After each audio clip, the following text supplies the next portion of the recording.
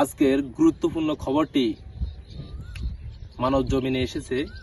চলুন আমিও পড়ি, আপনাদেরকেও পড়ে শোনাই। অন্তর্বর্তী সরকার প্রধান ডক্টর মোহাম্মদ ইউনূসের সঙ্গে রাজনৈতিক দলগুলোর ক্রমেই দূরত্ব বাড়ছে, তবে এনসিপির সঙ্গে সম্পর্কের কমতি নেই। সকাল বিকাল দেখা হচ্ছে।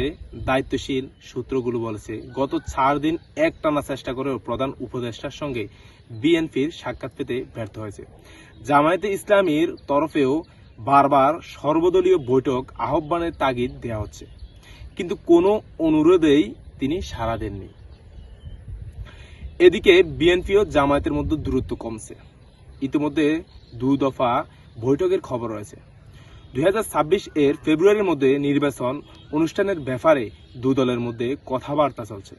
নির্ভরযোগ্য সূত্রগুলো বলছে, প্রফেসর ইউনূসকে ঘিরে রেখেছে একটি অশুভ চক্র।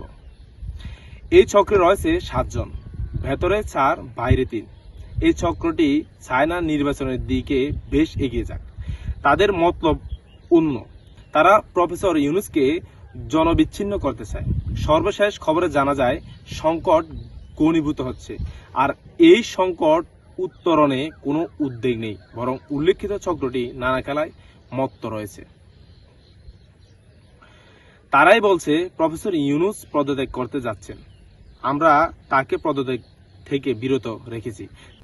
তারাই এখন জরুরি অবস্থা জারি হচ্ছে এমন খবর রটাচ্ছে। বাস্তবের সঙ্গে এর কোনো মিল নেই। মানব জমিনে জানতে পেরেছে, বৃহস্পতিবার প্রফেসর ইউনূসের সঙ্গে ঐক্যমত কমিশনের ভাইস চেয়ারম্যান ডক্টর আলী রিয়াজের বৈঠক হয়েছে। ঠিক কি বিষয়ে আলোচনা হয়েছে তা এখন পর্যন্ত জানা সম্ভব হয়নি, তবে ধারণা করা হচ্ছে সেনাপ্রধানের বক্তব্য এবং সর্বশেষ রাজনৈতিক পরিস্থিতি তারা পর্যালোচনা করেছেন।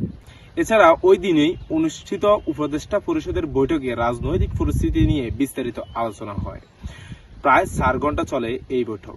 এতে প্রধান উপদেষ্টা কতিপয় উপদেষ্টার ভূমিকায় হতাশা ব্যক্ত করেন।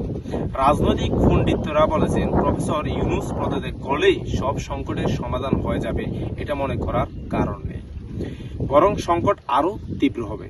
প্রফেসর ইউনূস যদি সঠিক সময়ে সঠিক সিদ্ধান্ত না নেন, তাহলে খেলা তার হাতছাড়া হয়ে যেতে পারে। ক্ষতিগ্রস্ত হতে পারে বিপ্লবের মূল চেতনা। এইমাত্র এক অসমর্থিত সূত্রে জানা গেছে, পরিস্থিতি মোকাবিলায় একটি জাতীয় সরকার গঠনের দৌড়ঝাঁপ শুরু হয়েছে। এই বিজ্ঞাপনটি শুনে আপনারা কি বুঝতে পারলেন কমেন্ট বক্সে বলে দিবেন। ধন্যবাদ।